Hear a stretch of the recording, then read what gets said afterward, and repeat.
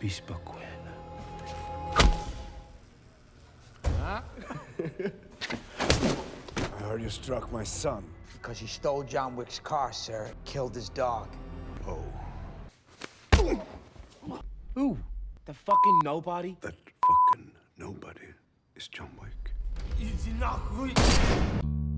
तो स्वागत है आपका बाबा यागा द बूगी मैन के डार्क अंडरवर्ल्ड में। तो हमने क्राइम और अंडरवर्ल्ड से जुड़ी ढेर सारी मूवीज को एक्सप्लेन किया है, लेकिन जॉन विक की दुनिया सबसे डार्क और बड़ी है।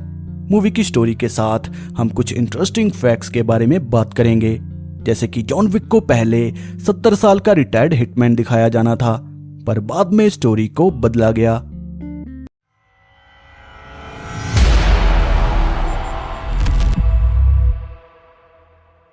जॉन विक अंडरवर्ल्ड का फेमस हिटमैन, जिसने एक पेंसिल की मदद से 3 लोगों को मार दिया था। अंडरवर्ल्ड में जॉन का रुतबा किसी डीमन से कम नहीं, पर जब जॉन की लाइफ में हेलन आई तो जॉन की जिंदगी बदल गई। उसने अंडरवर्ल्ड को छोड़कर आम जिंदगी को चुना, लेकिन बाद में हेलन किसी बीमारी के कारण मारी गई। हेलन अच्छे से जानती थी कि जॉन का दुनिया में कोई नहीं, इसलिए प्यार से भरी चिट्ठी और डेजी नाम का पपी वो जॉन के लिए छोड़ जाती है। और कुछ ही दिनों में जॉन को डेजी से प्यार हो जाता है। और एक दिन गैस स्टेशन पर उसे 3 रशियन गैंगस्टर दिखते हैं, जिसमें से योसेफ नाम के गैंगस्टर को जॉन की कार पसंद आ जाती है। वो जॉन से कार खरीदने की बात करता है, पर जॉन उसे कहता है कि ये कार बिकाऊ नहीं। तभी वो रशियन में कहता है कि हर चीज की कीमत होती है। तभी जॉन उसे रशियन में कहता है कि इस चीज की कोई कीमत नहीं।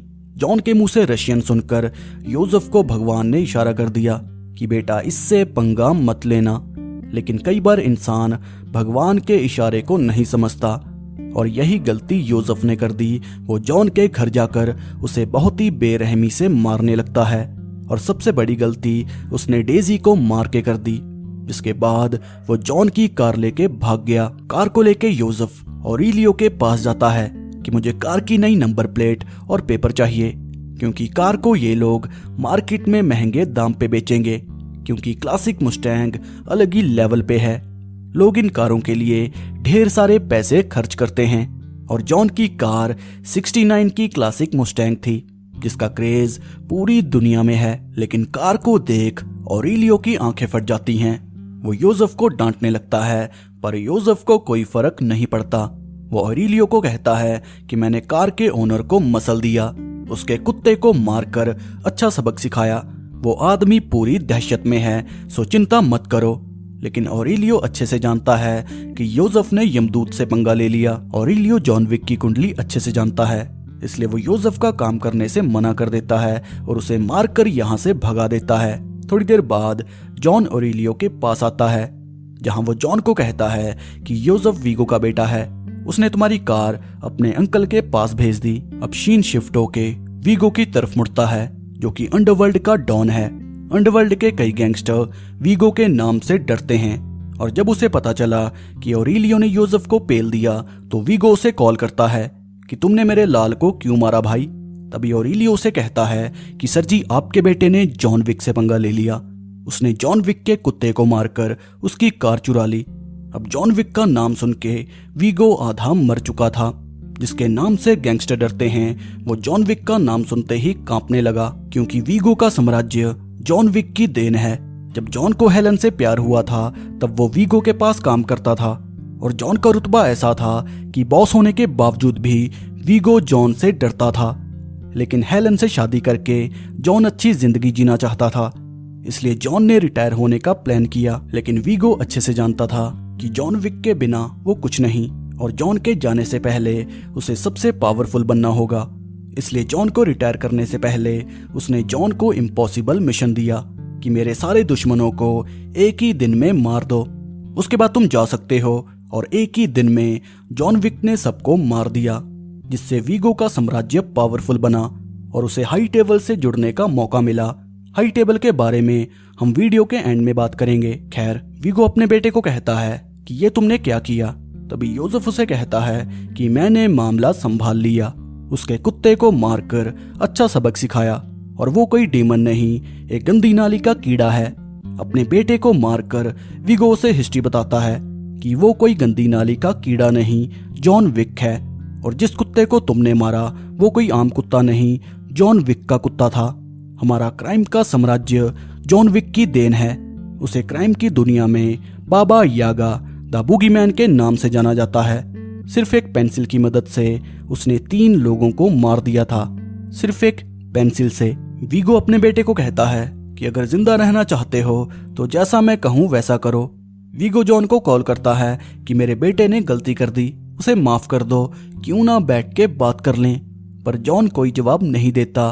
वीगो समझ चुका था कि तूफान आने वाला है, इसलिए थोड़े से गुंडे वो जॉन के घर भेजता है ताकि वो जॉन को मार दें। लेकिन जॉन पूरी तैयारी में था, वो सभी को मार देता है। तभी जॉन के घर जिमी नाम का ऑफिसर आता है, क्योंकि आसपास के लोगों ने रिपोर्ट की थी कि जॉन के घर से काफी तेज आवाजें आ रही हैं। और डेड बॉडी को देख जिमी समझ चुका था कि मामला जॉन विक का है, इसलिए जॉन को गुड नाइट बोल के जिमी चुपचाप चला जाता है।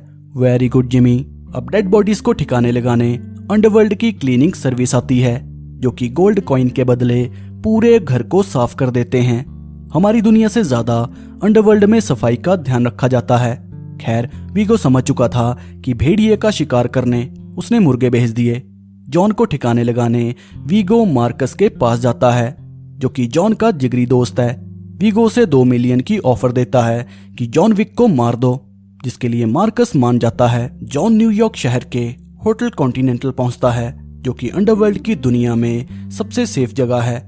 जॉन विक की दुनिया रूल्स के हिसाब से चलती है और उसी के मुताबिक होटल कॉन्टिनेंटल में कोई किसी को नहीं मारता, और जो रूल्स को तोड़ता है उसे बहुत ही भयानक सजा मिलती है। वीगो जान चुका था कि जॉन कॉन्टिनेंटल में है, इसलिए वो ऑफर को डबल कर देता है कि जो रूल्स को तोड़कर जॉन को मारेगा उसे डबल पैसा मिलेगा।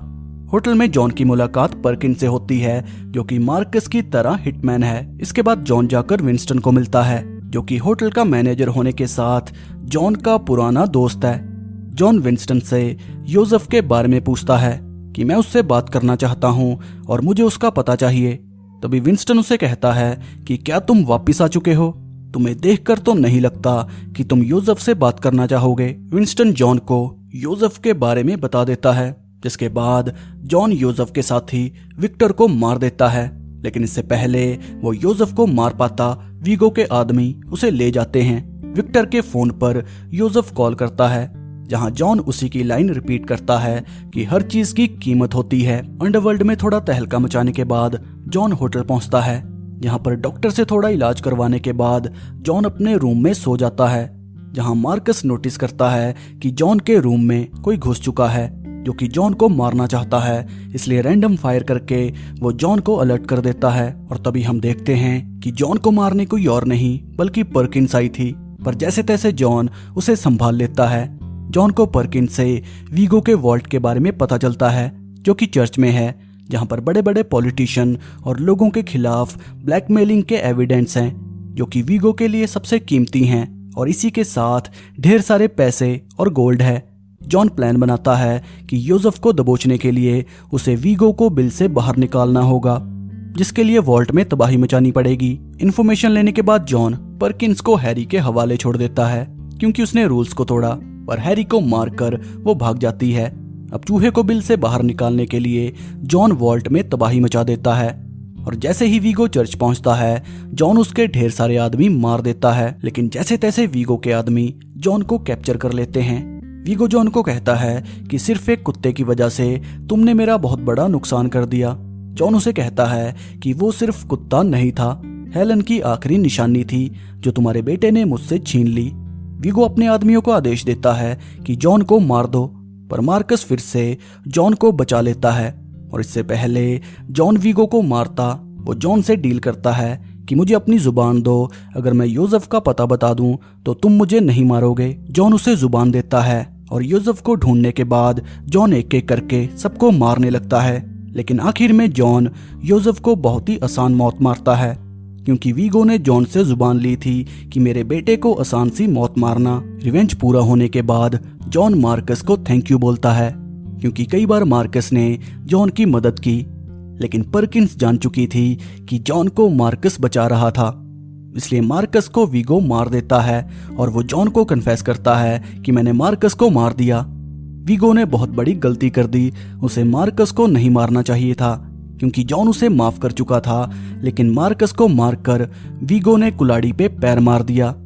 कॉन्टिनेंटल का रूल तोड़ने के कारण पर्किंस को मार दिया जाता है। वीगो समझ चुका था कि जॉन को छेड़कर वो जिंदा नहीं बचेगा, इसलिए वीगो भागने की तैयारी में था, लेकिन जॉन आकर वीगो का सामना करता है, जहां थोड़े से एक्शन के बाद जॉन वीगो को मार देता है और खुद को हील करने के बाद जॉन को पिटबुल मिलता है, जिसे वो पेट के तौर पर अपने घर ले जाता है।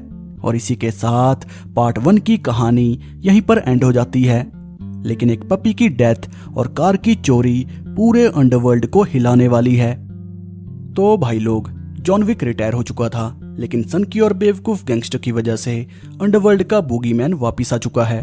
तो बात करें हाई टेबल्स के बारे में, तो हाई टेबल्स अंडरवर्ल्ड की दुनिया का सबसे पावरफुल ऑर्गेनाइजेशन है, जिसे 12 क्राइम लॉर्ड रन करते हैं और क्राइम की दुनिया में सब लोग इनकी इज्जत करते हैं। जॉन विक को मिलाकर बड़े बड़े पॉलिटिशियन और पावरफुल लोग इनकी जेब में हैं। तो अब बात करते हैं इंटरेस्टिंग फैक्ट्स के बारे में। तो सबसे पहले जॉन विक के टैटूज के बारे में जान लेते हैं। तो जॉन की बैक पर एक टैटू है जिसका हिंदी में मतलब है कि किस्मत रिस्क लेने वालों का साथ देती है। जॉन विक की close range fight, gun fight और किसी भी तरह की फाइट को देखो तो जॉन विक सब में मास्टर है। और हम ये कह सकते हैं कि जॉन विक मरीन्स और आर्म्ड फोर्स में रह चुका है। बात पक्की नहीं है, लेकिन रूमर्स का कहना है। मूवी के राइटर डायरेक्ट ने मूवी का टाइटल स्कॉन रखा था, जो कि रिवेंज स्टोरी थी, जिसे मैन ऑन फायर और टैकन मूवी से इंस्पायर होकर लिखा था। लेकिन मूवी बनते बनते इसका नाम चेंज हो गया, क्योंकि मूवी के सेट पर सभी जॉन विक कर रहे थे और ये टाइटल सबको कूल लगा। तो बाकी बची इन्फॉर्मेशन हम अगले पार्ट के लिए रख लेते हैं। तो अगर आपको ये वीडियो पसंद आई हो तो इसे लाइक और शेयर करना ना भूलें।